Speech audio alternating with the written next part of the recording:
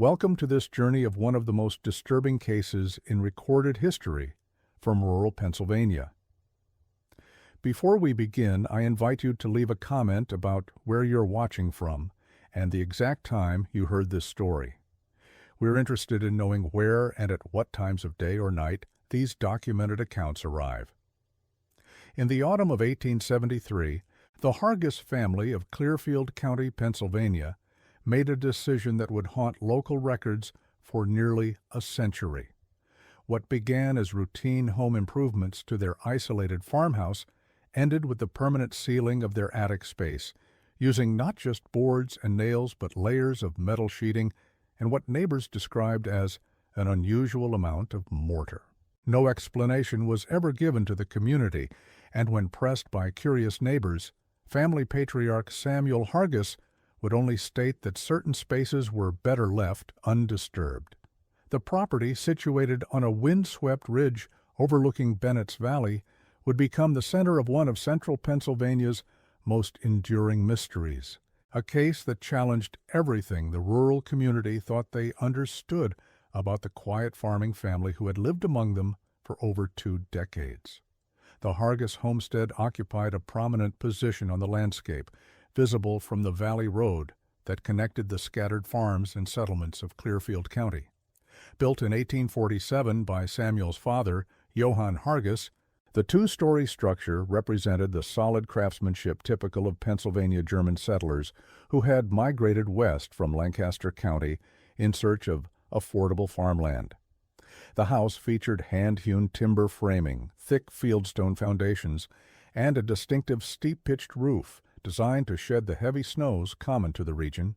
Contemporary tax records describe the property as encompassing 160 acres of mixed farmland and timber, with approximately 40 acres under cultivation for wheat, corn, and hay production.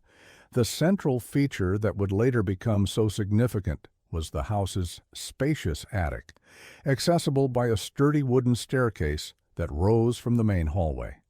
This upper level, spanning nearly the entire footprint of the house, had served multiple generations as storage for seasonal items, preserved foods, and the various accumulations of rural life. The space was well constructed, with proper ventilation and sufficient headroom for comfortable movement.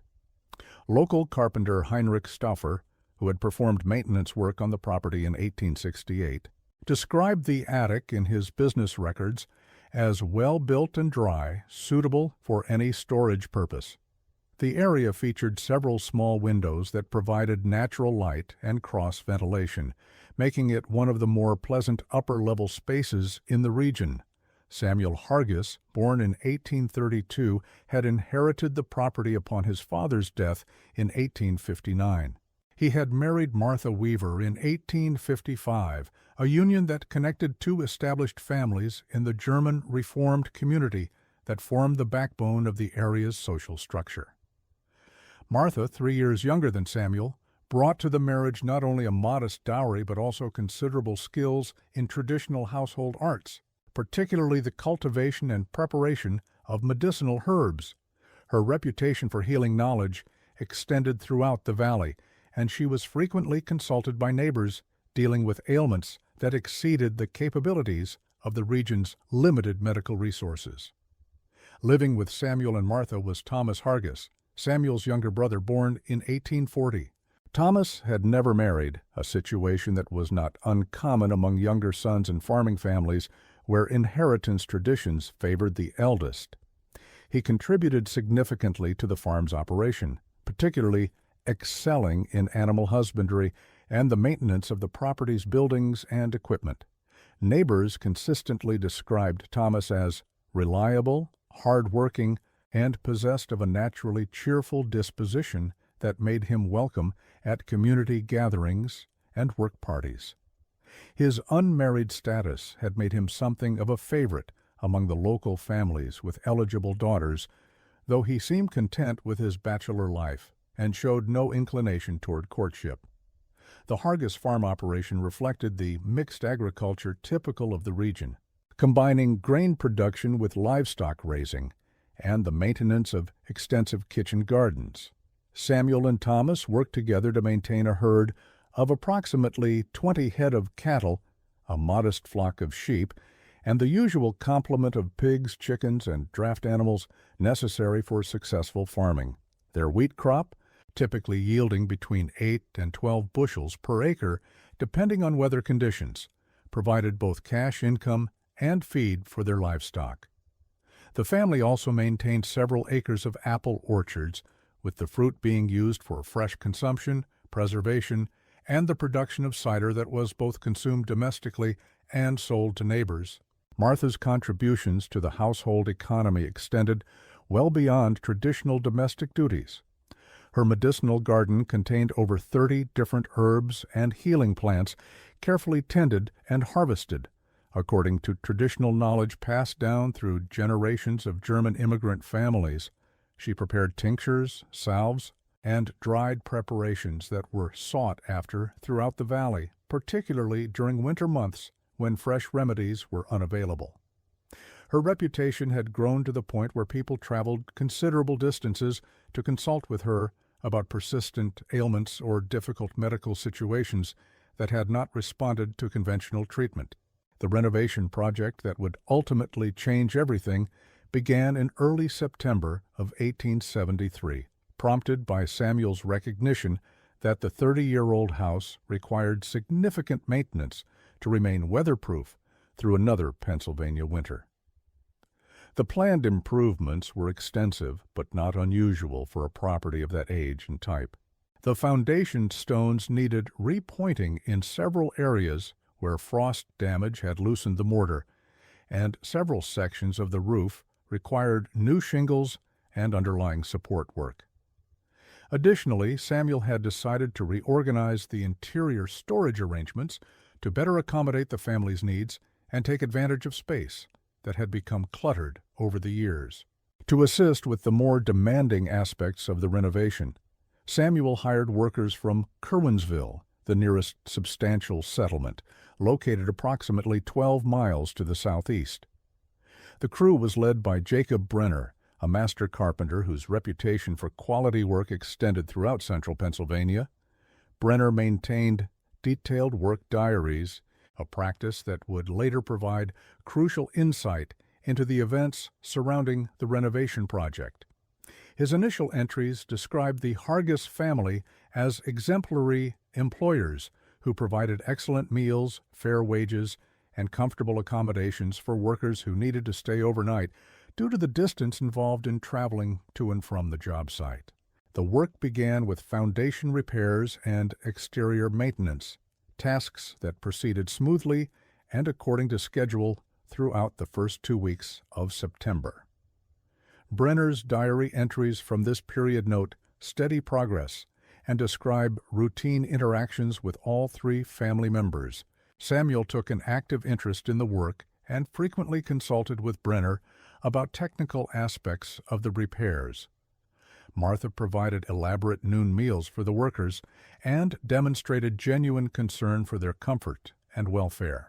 Thomas assisted with moving materials and provided detailed knowledge about the property's construction history that proved valuable in planning the renovation work.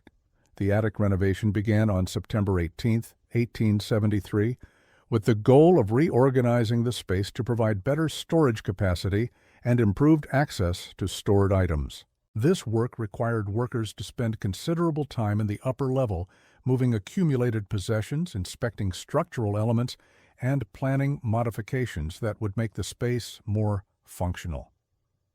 Brenner's entries indicate that the attic contained the normal accumulations of a farming family spanning several decades, including furniture, clothing, agricultural tools, and various household items that had been retired from daily use but retained for potential future need. During the first 2 days of attic work, Brenner noted several observations that later took on greater significance. The space contained a section near the eastern wall that had been walled off with rough boarding, creating a separate chamber that Samuel explained had been used by his father for storing valuable items and important documents. This area was not included in the renovation plans, and Samuel specifically requested that it remain undisturbed. Brenner also noted that Martha seemed unusually concerned about the attic work, frequently checking on progress and asking detailed questions about how long workers would need to remain in the upper level. On September 20th, the pattern of normal work routine was interrupted by what Brenner described as a disagreement among the family members regarding the scope of the attic renovation. While working in the upper level, Brenner reported hearing voices from the main floor that suggested tension between Samuel and Thomas, though he could not make out the specific content of their conversation. The discussion appeared to center around the walled-off section of the attic, with Thomas apparently arguing for a more extensive renovation that would include opening and reorganizing that space. The following day, September 21st, brought the abrupt halt to all attic work that Brenner recorded in his diary with obvious confusion. Samuel appeared at the work site early in the morning and informed the crew that the upper-level renovation had been canceled due to family considerations that required immediate attention. All tools and materials were to be removed from the attic, and workers were to focus exclusively on ground-level and exterior projects for the remainder of their time on the property. When Brenner inquired about the reason for this sudden change in plans, Samuel became noticeably agitated and stated that certain family matters required privacy and could not be discussed with outsiders. The removal of tools and materials from the attic took most of the day, as workers had accumulated a substantial amount of equipment in the upper level over the course of 3 days. During this process, Brenner noted that all 3 family members were present and actively supervised the removal, ensuring that nothing was left behind. Martha, in particular, seemed anxious about the completeness of the evacuation, repeatedly checking corners and storage areas to verify that no items had been overlooked. The atmosphere, which had previously been relaxed and collaborative, became tense and formal, with family members communicating primarily through short, necessary exchanges. The 3-day gap in Brenner's diary entries following September 21st represents the only significant break in his normally meticulous record-keeping during the entire renovation project. When entries resumed on September 25th, they focused exclusively on exterior work, with no mention of the attic or any upper-level activities. The tone of the entries also shifted noticeably, becoming more businesslike and less detailed in their observations about family interactions. Brenner noted that meals were still provided, but that the family members seemed distracted and less engaged in conversation with the workers. During this period, neighbors began to notice subtle changes in the family's behavior and routine. Elizabeth Weston, whose farm bordered the Hargiss property to the east, later told her daughter that Martha had failed to appear at the weekly Ladies' Aid Society meeting for the first time in over 3 years. This was particularly significant because Martha had been instrumental in founding the organization and had maintained perfect attendance regardless of weather conditions or competing obligations. When Mrs. Weston visited the Hargiss farm to inquire about Martha's absence, she was told that Martha was dealing with pressing household matters that required her full attention. The actual sealing of the attic began during the first week of October 1873, though the full scope of this work would not become apparent to neighbors until much later. The initial phase involved what appeared to be routine roof maintenance, with Samuel and Thomas working together to install additional shingles and weather stripping. However, observers noted that the materials being used were unusually heavy and included metal sheeting that was not typical of normal roofing projects. David Sterling, a traveling merchant who regularly visited farms throughout the valley, reported seeing the brothers struggling to maneuver what appeared to be iron plates up to the roof line, a task that required both men working in careful coordination. Inside the house, the sealing process was even more extensive and systematic. The wooden staircase that had provided access to the attic for over 25 years was completely removed, with the lumber apparently being repurposed for other construction projects around the property. The ceiling opening that had accommodated the staircase was covered with thick wooden planking, but this was only the first layer of what would eventually become an elaborate barrier system. Over the initial wooden covering, additional layers of material were applied in a sequence that suggested careful planning and considerable experience with construction techniques. Robert Hayes, who operated a lumber mill 3 miles downstream along Bennett's Creek, delivered several loads of specialized materials to the Hargiss property during October 1873. His business records, preserved in the Clearfield County Historical Society archives, provide detailed information about the unusual nature of these deliveries. In addition to standard lumber for routine repairs, the Hargiss orders included quantities of metal sheeting, tar paper, and masonry supplies that far exceeded what would be necessary for normal maintenance work. Hayes later recalled that Samuel seemed particularly concerned about the quality and durability of the materials, rejecting several items that Hayes considered perfectly acceptable for typical farm construction projects. The completion of the interior ceiling work coincided with notable changes in the family's social interactions and daily routines. Martha, who had been an active participant in community activities and church functions, began to decline invitations and cancel long-standing commitments. Her absence from the monthly quilting circle was particularly remarked upon by the other participants, as she had been scheduled to lead a session on advanced pattern techniques that the group had been anticipating for several months. When pressed for an explanation by concerned friends, Martha offered only vague references to increased household responsibilities that required her constant attention. Thomas exhibited perhaps the most dramatic behavioral changes during this period. Previously known throughout the community for his outgoing nature and frequent trips to town for both business and social purposes, he began to limit his travel to absolute necessities. Heinrich Miller, who operated the general store in Curwensville and maintained detailed customer records for credit purposes, noted that Thomas's purchasing patterns changed dramatically following the renovation project. Where he had previously bought a normal variety of household supplies, farming materials, and occasional luxury items, his transactions now consisted almost exclusively of basic foodstuffs and materials for maintaining oil lamps and candles. The most puzzling aspect of Thomas's changed behavior was his apparent reluctance to engage in the casual conversation that had always characterized his visits to town.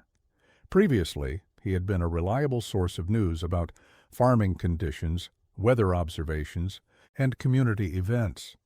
Store customers had grown accustomed to Thomas's informal reports about crops, livestock prices, and family news from various farms throughout the valley. Following the renovation project, however, Thomas completed his business transactions quickly and quietly, declining opportunities for social interaction and avoiding questions about conditions at the Hargiss farm. Church attendance, which had been a cornerstone of the family's social life, became irregular and eventually ceased altogether during the winter of 1873 through 1874. The Hargiss family had been active members of Salem Reformed Church, located approximately 6 miles from their farm, and their sudden absence was noticed immediately by both clergy and congregation. Pastor Heinrich Zimmerman made several attempts to visit the family during the winter months, but these efforts were consistently discouraged by Samuel, who insisted that the family was managing well and did not require pastoral assistance.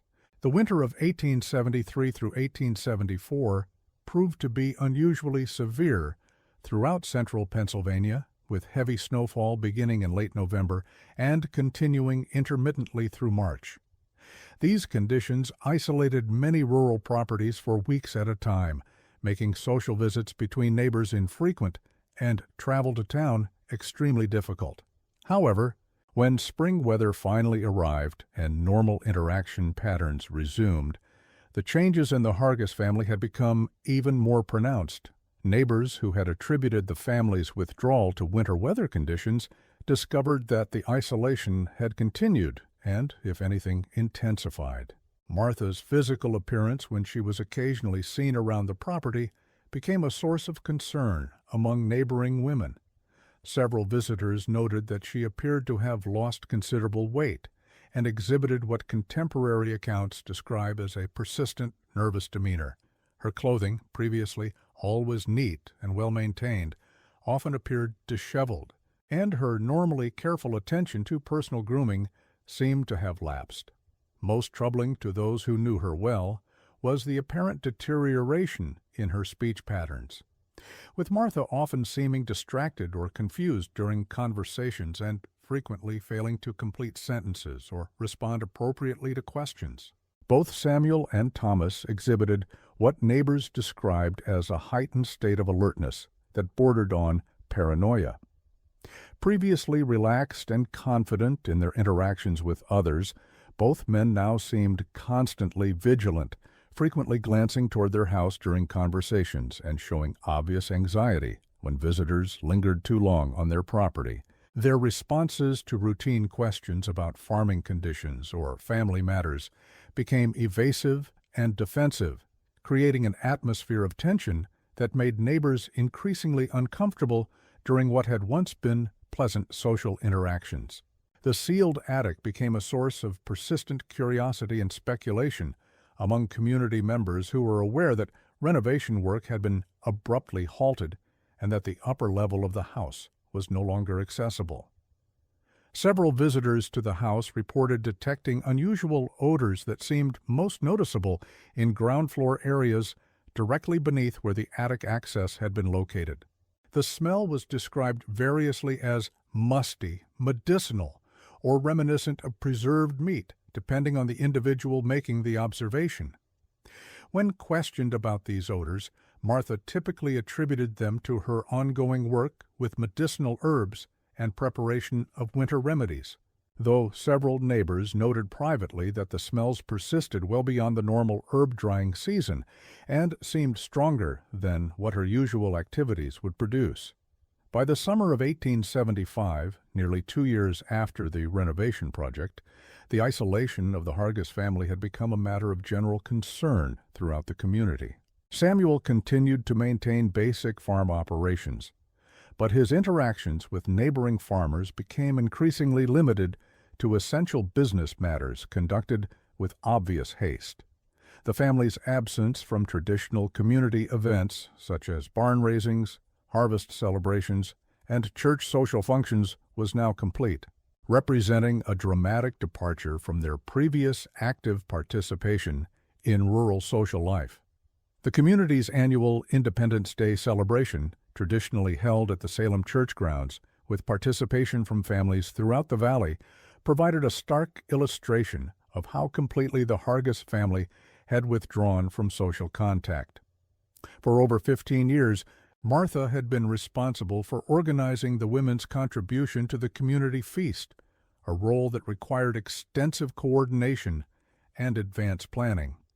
In 1875, her absence from the planning meetings and failure to participate in the celebration itself was noted by every family in attendance, creating an uncomfortable awareness of how thoroughly the family had severed their community connections. When autumn arrived and harvest season began, the extent of the family's isolation became even more apparent. The Hargiss farm had traditionally both requested assistance during their own harvest and provided help to neighboring farms during the busy season.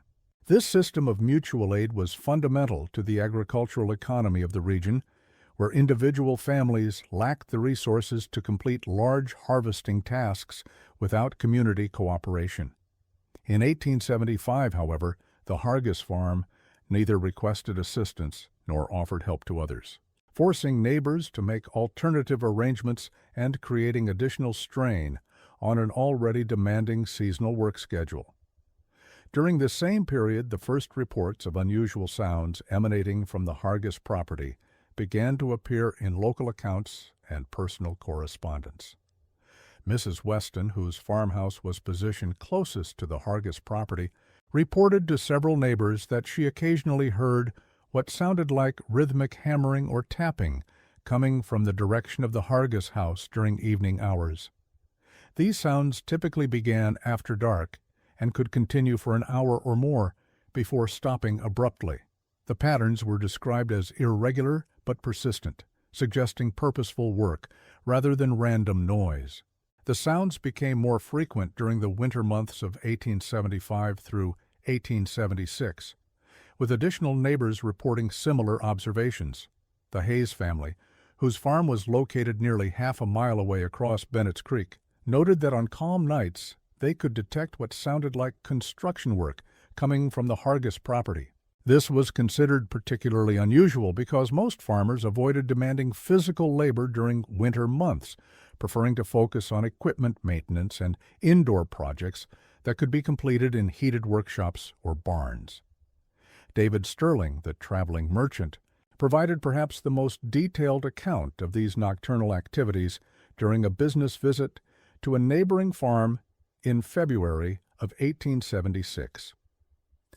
Sterling reported observing Samuel Hargiss working on the roof of his house despite harsh weather conditions that included sub-freezing temperatures and persistent snowfall. This observation was considered highly unusual, as roof work during winter conditions was both dangerous and ineffective. When Sterling mentioned this observation to other community members, it prompted additional scrutiny of activities at the Hargiss property that revealed an ongoing pattern of unusual behavior. Spring of 1876 brought renewed attention to the Hargiss family when Martha failed to appear for Easter services at Salem Reformed Church. This absence was particularly significant because Easter represented the most important celebration in the German Reformed tradition, and attendance was considered essential regardless of other circumstances. Pastor Zimmerman, deeply concerned about the family's spiritual welfare and their prolonged absence from worship, attempted to visit the farm, but encountered a situation that he later described as deeply troubling. Upon arriving at the Hargiss property, Pastor Zimmerman found clear evidence of recent activity around the house and farm buildings, including fresh tracks in the mud and smoke rising from the main chimney. However, despite spending over an hour at the property and calling out repeatedly in both English and German, he received no response from within the house. The building appeared to be occupied with sounds of movement audible from inside, but all attempts at communication were ignored. Pastor Zimmerman later wrote in his personal journal that he received the distinct impression that the family was deliberately avoiding contact rather than being absent from the property. The situation with mail delivery to the Hargiss farm became increasingly problematic during 1876, adding another layer to the growing mystery surrounding the family's behavior. William Crawford, who served as postmaster in Curwensville, noted that letters addressed to the Hargiss family frequently remained uncollected for weeks at a time. This was particularly puzzling because Samuel had previously been diligent about collecting correspondence, especially business-related mail that required prompt attention. Crawford began keeping detailed records of unclaimed mail, partly from curiosity and partly to document the unusual situation should questions arise about postal service delivery. Among the unclaimed correspondence were several letters from Martha's sister in Ohio, who had apparently become concerned about the lack of communication from Pennsylvania. These letters, eventually returned to the sender due to non-delivery, prompted additional inquiries from extended family members who had maintained regular contact with the Hargiss family for many years. The breakdown in communication extended beyond immediate neighbors to include relatives and business associates throughout central Pennsylvania and surrounding regions. By late 1876, the changes in the Hargiss family's behavior had become so pronounced that several neighbors approached Constable James McCloskey with formal expressions of concern about the family's welfare. McCloskey, who served as the primary law enforcement official for the rural areas of Clearfield County, visited the property in November of 1876 to investigate these reports. His official account, preserved in county records, provides valuable insight into the family's condition at that time. According to McCloskey's report, he was able to speak briefly with Samuel Hargiss, but the conversation was limited and unsatisfactory from an investigative standpoint. Samuel insisted that his family was well and that outside assistance was not needed, but McCloskey noted that Samuel appeared extremely fatigued and spoke in what the constable described as a hurried and distracted manner. Most significantly, Samuel seemed anxious to conclude the conversation quickly and showed obvious relief when McCloskey indicated that he was preparing to leave the property. McCloskey's observations also included detailed notes about modifications that had been made to the house structure since his previous visit to the property several years earlier. The roof area, in particular, showed evidence of extensive additional work that went far beyond normal maintenance or repair activities. New metal sheeting, wooden reinforcements, and what appeared to be masonry work had been added to various sections of the roof, creating a patchwork appearance that struck McCloskey as both unusual and somehow ominous. When he inquired about these modifications, Samuel provided only vague explanations about ongoing maintenance requirements and the need for improved weather protection. The winter of 1876 through 1877 brought the most disturbing reports yet from neighbors regarding activities at the Hargiss property. The sounds that had been noted previously became more frequent and intense, often continuing for several hours during the night, and audible from considerable distances. Mrs. Weston reported episodes of prolonged hammering that would begin after dark and continue well into the early morning hours, creating patterns of noise that disrupted sleep for families living over a mile away from the Hargiss farm. More concerning were reports of voices heard during these late-night episodes of construction activity. Multiple neighbors, including families who lived at varying distances and directions from the Hargiss property, reported hearing what sounded like heated arguments or discussions emanating from the house during the periods of intensive hammering. The voices were described as agitated and persistent, sometimes continuing for hours without apparent resolution. However, during daylight visits to the property, neighbors observed only the usual quiet atmosphere, with no indication of the nocturnal disturbances that had become a regular occurrence. The winter months also brought reports of unusual activity around the exterior of the house that suggested the family was continuing to modify the structure despite harsh weather conditions. Fresh excavations appeared around the foundation, and additional materials continued to be brought onto the property, despite the difficulty of transportation during winter months. The source of these materials was unclear, as the family no longer conducted regular business with local suppliers, yet the ongoing construction work clearly required substantial quantities of building supplies. Samuel's final recorded business transaction in the community occurred in March of 1877, when he appeared at Miller's General Store to purchase supplies. Heinrich Miller later recalled this visit in considerable detail, noting that Samuel's appearance had deteriorated markedly since his previous visit several months earlier. Samuel appeared to have lost significant weight, and his clothing was disheveled and inappropriate for the cold weather conditions. Most memorably, Samuel purchased an unusually large quantity of lamp oil and candles, enough to last a typical household several months under normal circumstances. The transaction itself was conducted in an atmosphere of obvious tension, with Samuel appearing anxious to complete his business and leave the store as quickly as possible. Muller noted that Samuel's hands trembled while counting out payment, and that he frequently glanced toward the store windows as if watching for something outside. When Miller attempted to engage in the casual conversation that had always characterized Samuel's previous visits, Samuel provided only minimal responses and showed obvious discomfort with social interaction. The overall impression was of a man under severe stress who was struggling to maintain normal functioning. Following this final town visit, direct sightings of any member of the Hargiss family became extremely rare, though evidence of continued occupation at the farmhouse persisted throughout the spring and summer of 1877.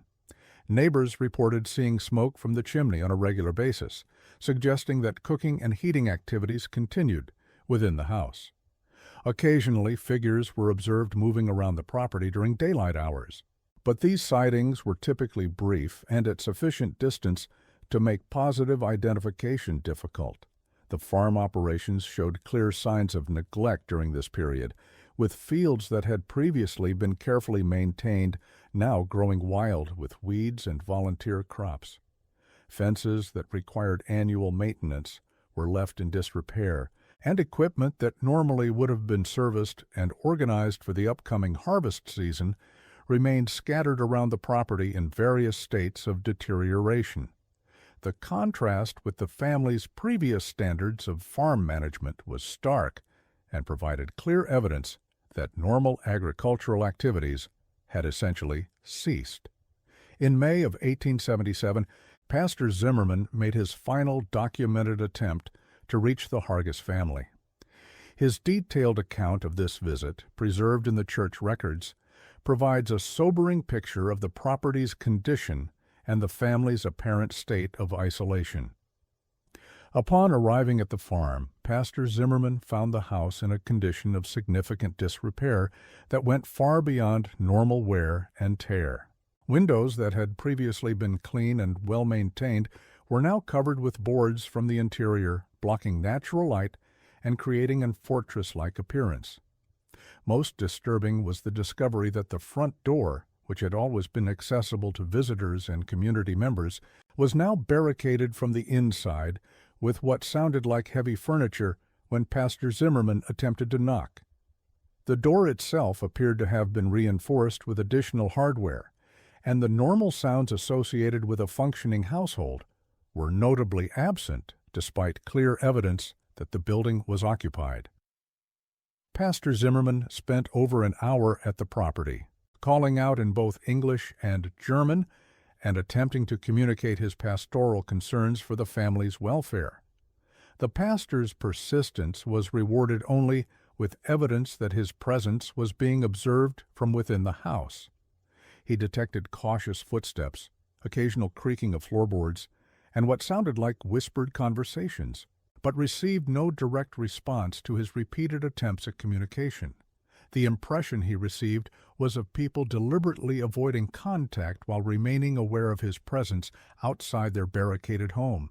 This behavior was completely contrary to the family's previous openness to pastoral visits and community interaction. Pastor Zimmerman's final observation concerned the overall atmosphere surrounding the property, which he described in his written account as oppressive and somehow threatening. The normally welcoming farmstead had been transformed into something that felt more like a fortification than a family home. The pastor noted that even the farm animals seemed affected by whatever had changed about the property, with cattle and sheep appearing nervous and skittish compared to their previous calm demeanor during his earlier visits. The summer of 1877 passed with virtually no direct contact between the Hargiss family and the outside world, though the property continued to show clear signs of occupation and ongoing activity. The nocturnal sounds that had troubled neighbors for months continued with increasing intensity, often beginning shortly after sunset and continuing intermittently throughout the night. The pattern suggested not random construction work, but purposeful, urgent activity directed towards specific goals that remained mysterious to outside observers. During daylight hours, neighbors occasionally observed movement around the property, but these sightings typically involved figures that appeared briefly before retreating into buildings or wooded areas of the farm. The overall impression was of people living in a state of constant alertness, avoiding contact with the outside world while remaining engaged in activities that required considerable physical effort and planning. The contrast with the family's previous open and neighborly lifestyle could not have been more complete. As autumn approached, bringing with it the 4th anniversary of the original renovation project that had begun the family's transformation, the situation reached a crisis point that would ultimately lead to the mystery's most dramatic developments.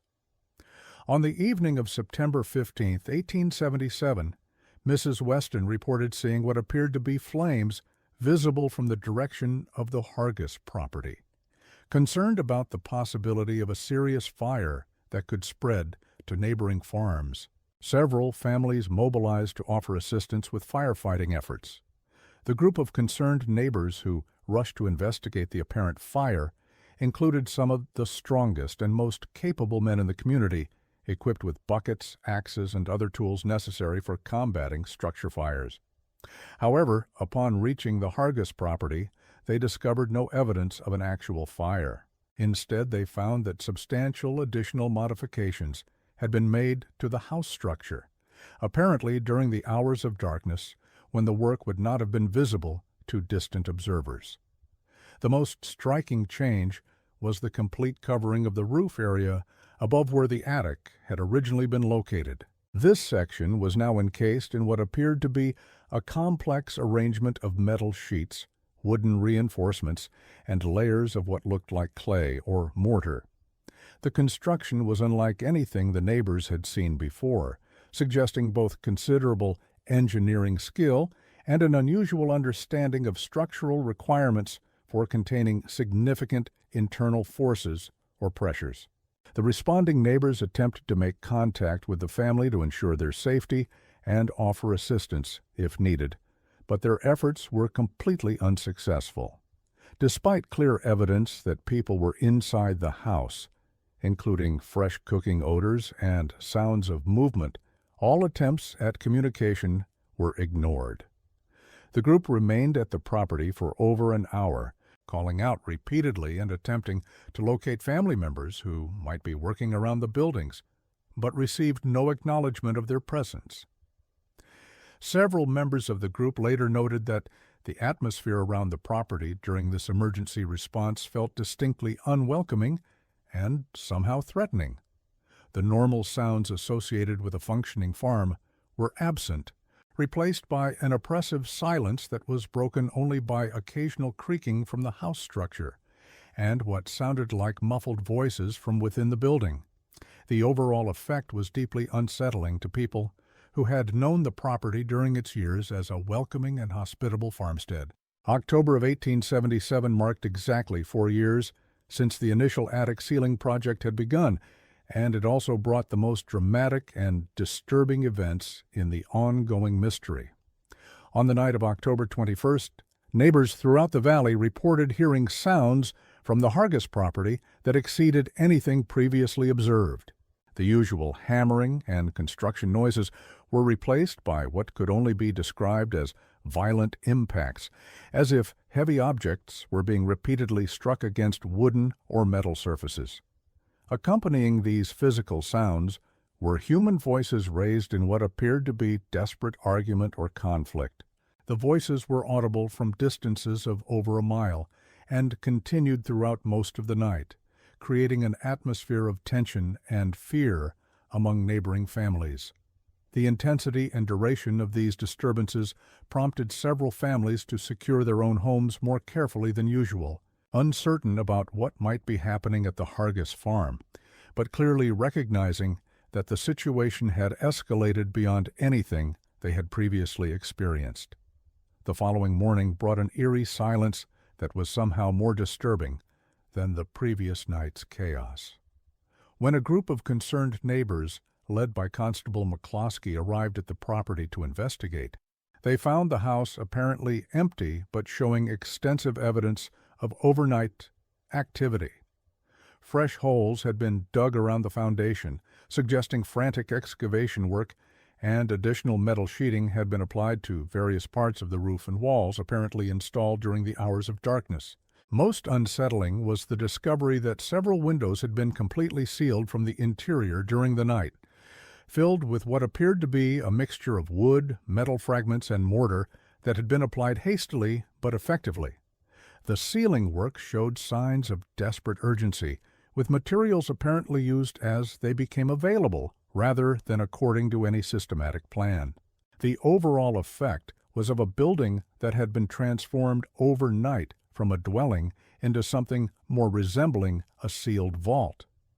When the investigating group attempted to enter the house to check on the welfare of the family, they discovered that every normal means of access had been secured from the inside in ways that made entry extremely difficult. Doors were not simply locked, but had been reinforced with heavy timbers that could be heard shifting when pressure was applied from outside.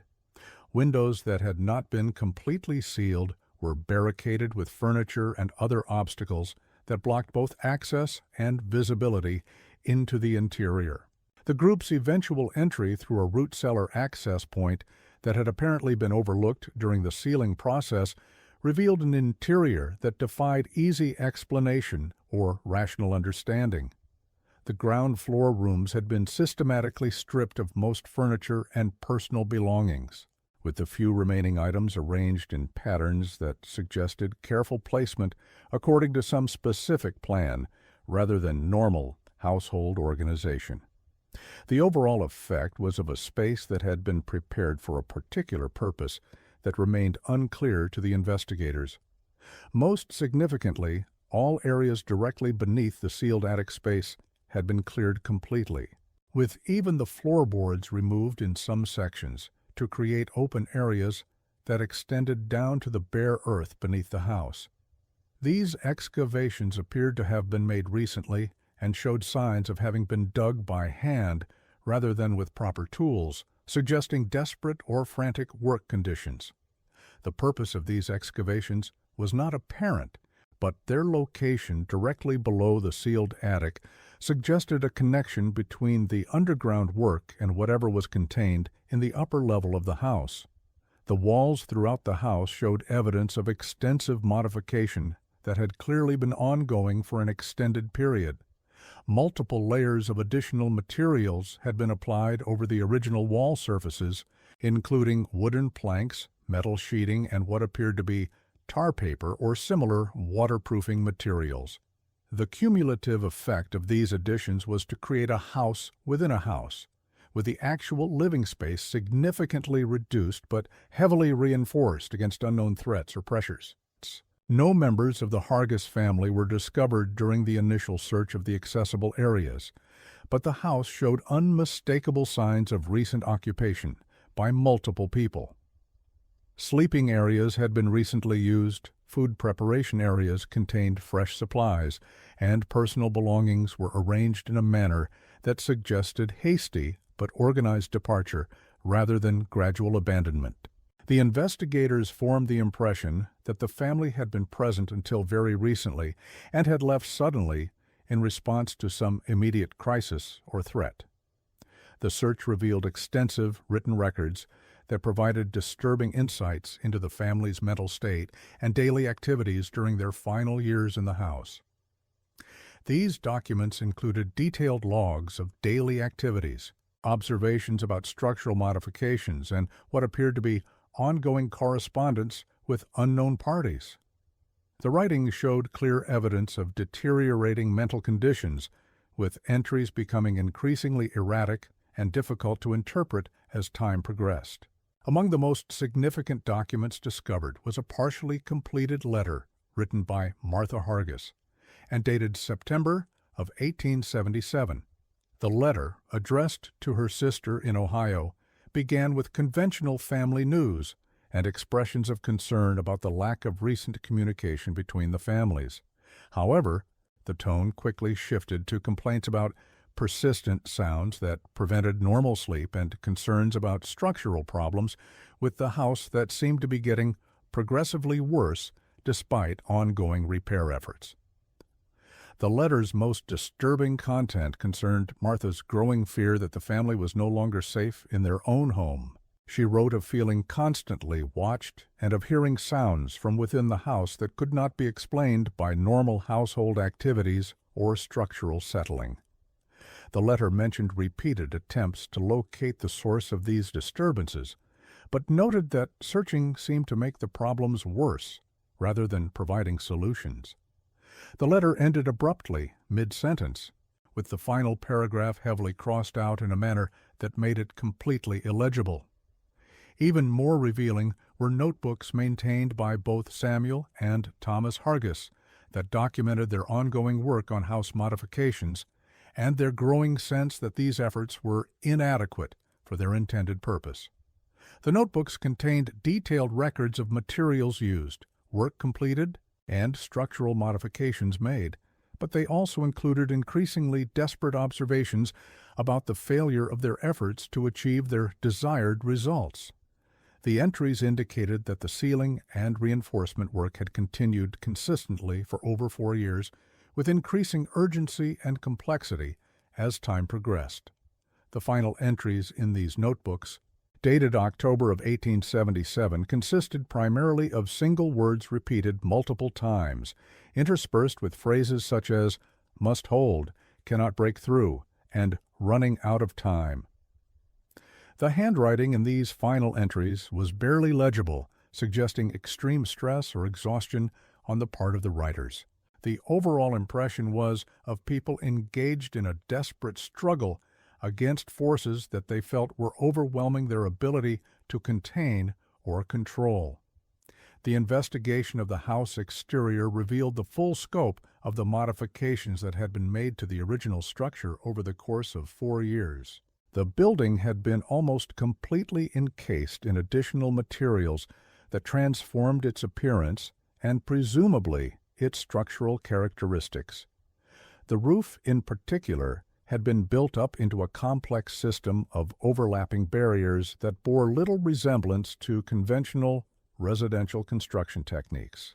The area directly above the original attic space had been developed into what could only be described as a fortified dome that rose nearly 6 feet above the original roof line. This structure was composed entirely of metal plates and masonry work, apparently designed to contain considerable pressure or force from within the sealed space. The weight of these additions had caused visible settling in the house foundation, with significant cracks appearing in several walls and noticeable sagging in some floor areas. The engineering implications of these modifications suggested both considerable skill in construction techniques and a thorough understanding of the forces that the barriers were intended to contain. The work had clearly been planned and executed over an extended period, with each phase building upon previous efforts to create an increasingly secure containment system. However, the final additions showed signs of hasty and desperate work, suggesting that the builders had been racing against time to complete their fortification efforts. After 3 days of intensive searching and investigation, no trace of the 3 Hargiss family members was discovered anywhere on the property or in the surrounding area. Their personal belongings suggested a planned departure rather than sudden flight, with clothing and essential items apparently selected for travel. However, no information was found regarding their intended destination, planned route of travel, or reasons for leaving at that particular time. Local authorities expanded the search effort to include surrounding counties and major travel routes, but no confirmed sightings of the family were ever reported. The investigation included inquiries at hotels, boarding houses, and transportation facilities throughout central Pennsylvania, as well as communications with law enforcement agencies in adjoining states. Despite these extensive efforts, the family appeared to have vanished completely, leaving behind only the heavily modified house and the mystery of what had driven them to such extreme measures. The house itself was officially secured and sealed by county authorities pending resolution of property ownership questions and completion of the investigation into the family's disappearance. However, within weeks of the official closure, neighbors began reporting that the familiar sounds were once again emanating from the apparently empty building. These sounds were similar to those that had troubled the community during the family's final years of occupation, but were now described as more intense and frequent than anything previously observed. The persistence of these disturbances in an officially unoccupied building created additional mystery and prompted several neighbors to request that authorities conduct further investigation. However, multiple inspections of the sealed house failed to reveal any explanation for the continuing sounds, and the building remained officially empty despite the ongoing reports of nocturnal activity. The situation created an atmosphere of unease throughout the community that persisted long after the family's disappearance. Winter weather limited further investigation efforts, but spring of 1878 brought renewed official attention to the property in response to persistent reports of disturbances. County officials arranged for a comprehensive structural examination of the house, focusing particularly on the extensive modifications that had been made to contain the attic space. This investigation was conducted by a qualified structural engineer brought in from Philadelphia specifically to evaluate the unusual construction work.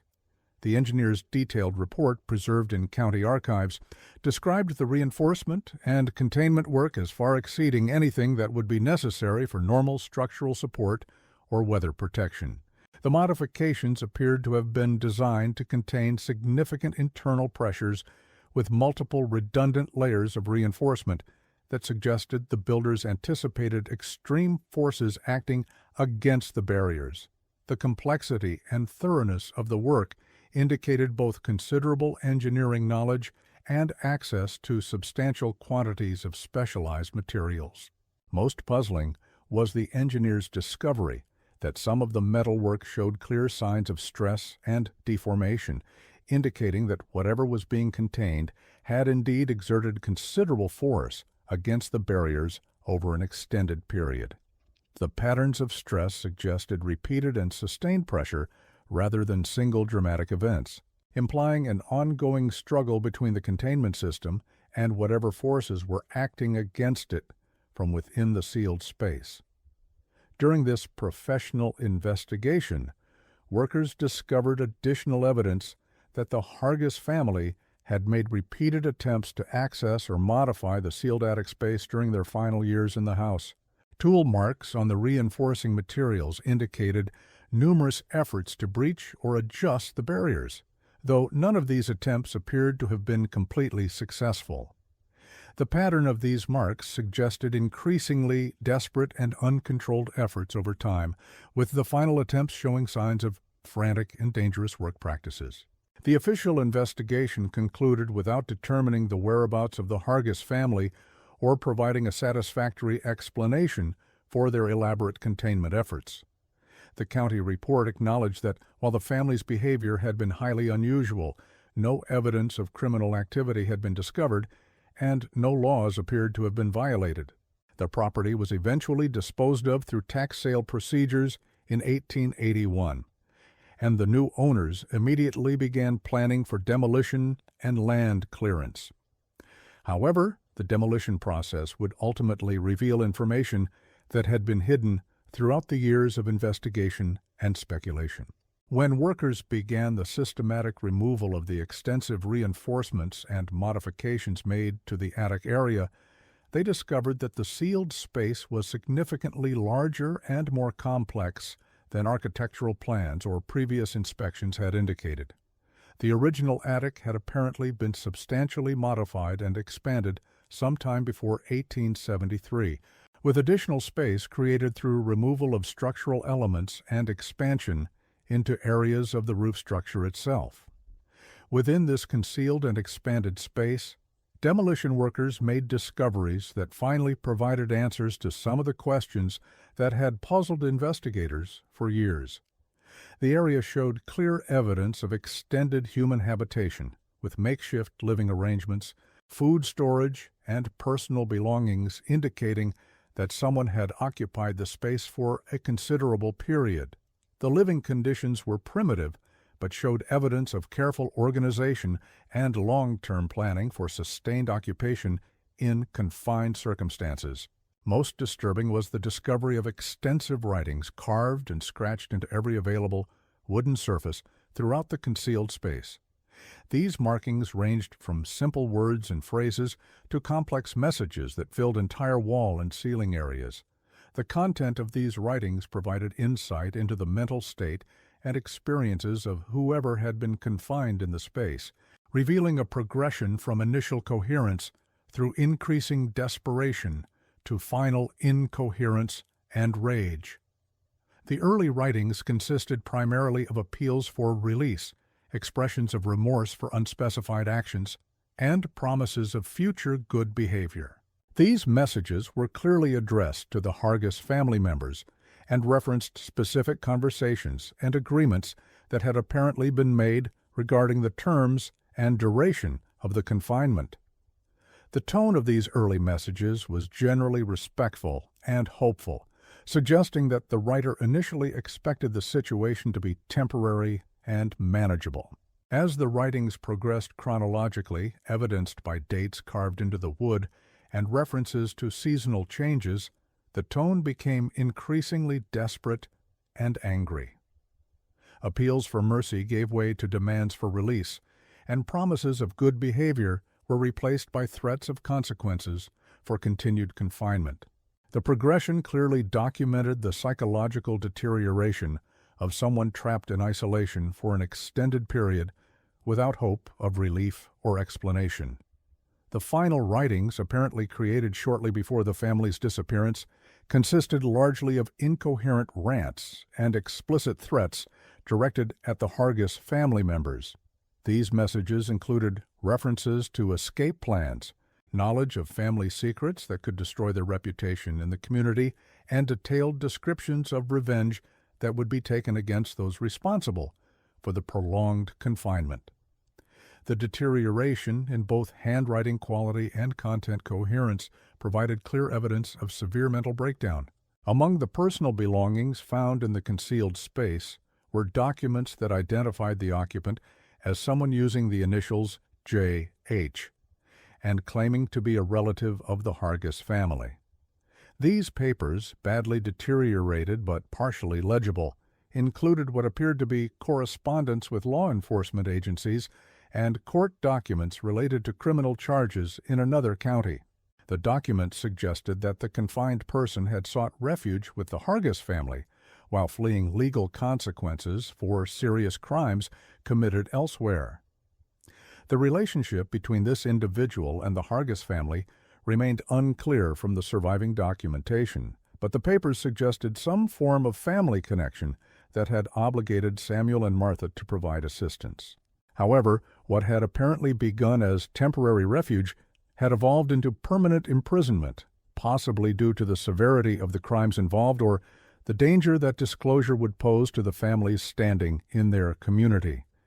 The discovery of food remnants, waste materials, and other evidence of daily life within the sealed space indicated that the confinement had continued for several years, possibly from the time of the original sealing in 1873 until the family's disappearance in 1877.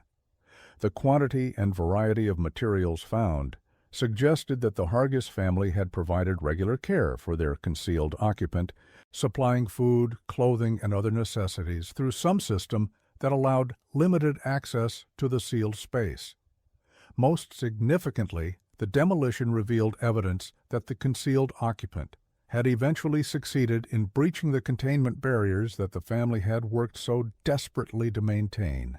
Several sections of the elaborate sealing system showed signs of systematic dismantling from within, indicating that the confined person had gradually developed the tools and techniques necessary to overcome the barriers that held them captive. The physical evidence suggested that this escape had occurred shortly before or during the family's final crisis in October of 1877. The timing coincided with the violent sounds reported by neighbors during the family's last night in their home, supporting the theory that the containment failure had prompted the family's sudden departure. Whether they had fled in fear of their former captive or had fallen victim to the revenge that had been threatened in the carved messages remained unclear. The implications of these discoveries cast the entire 4-year mystery in a new and darker light. Rather than representing the eccentric behavior of an isolated family, the evidence suggested a prolonged struggle to contain someone whose freedom posed a serious threat to their safety and social standing. The psychological toll of maintaining such a situation, combined with the social isolation that resulted from their need for secrecy, provided a comprehensive explanation for the family's increasingly erratic behavior during their final years. The extensive documentation found in both the house and the concealed attic space suggested that all parties involved had understood the gravity of their situation. The confined person had clearly recognized that their freedom depended on either escaping their prison or forcing their captors to release them through psychological pressure. The Hargiss family had apparently understood that their safety and social standing depended on maintaining the containment, regardless of the personal cost in terms of isolation and mental stress. The discovery also explained the family's reluctance to seek outside assistance or to participate in normal community activities during their ordeal. Any official investigation or extensive social contact would have risked exposure of their secret and the consequences that they had worked so desperately to avoid. Their choice to endure years of isolation and mounting psychological pressure, rather than seek help, indicated the severity of the threat that disclosure would pose to their lives and reputation. The ultimate resolution of the situation, whether through the confined person's successful escape or through some form of violent confrontation, marked the end of a 4-year ordeal that had destroyed the family's ability to continue living in their community. Their choice to disappear rather than face the consequences of their situation represented the final stage in a progression that had begun with an act of misguided charity and evolved into a nightmare that consumed their lives. Today, the former Hargiss property consists of cleared agricultural land showing no trace of the house or the events that took place there over a century ago. The current landowners have no knowledge of the property's history, and local residents rarely mention the old stories about the family that sealed their attic and then vanished. The official records scattered across county offices and church archives provide the only remaining evidence of events that challenged every assumption about rural family life in 19th century Pennsylvania. The case of the Hargiss family continues to represent one of the most thoroughly documented yet ultimately mysterious episodes in central Pennsylvania history. Despite the extensive physical evidence uncovered during the house demolition and the detailed contemporary accounts of the family's deteriorating situation, fundamental questions about their ultimate fate remain unanswered. The discovery of the concealed occupant and the evidence of their eventual escape provided crucial context for understanding the family's behavior, but it also raised new questions about justice, family loyalty, and the prices people are willing to pay to protect their secrets. Perhaps the most troubling aspect of the case is its illustration of how quickly normal family life can deteriorate when circumstances force people into situations that isolate them from community support and legal protection. The Hargiss family's initial decision to provide refuge for a family member in legal trouble may have seemed like a reasonable act of charity, but it ultimately trapped them in a situation that grew progressively more dangerous and untenable over time. The 4 years of escalating crisis that followed their initial decision demonstrates how isolation and secrecy can compound problems rather than solving them. Each attempt to strengthen their containment system only increased the psychological pressure on all parties involved, while their growing isolation from community support eliminated their access to resources that might have provided alternative solutions to their dilemma. The final outcome, whether it involved successful escape, violent confrontation, or negotiated resolution, marked the complete destruction of a family unit that had been respected and valued in their community for over 2 decades.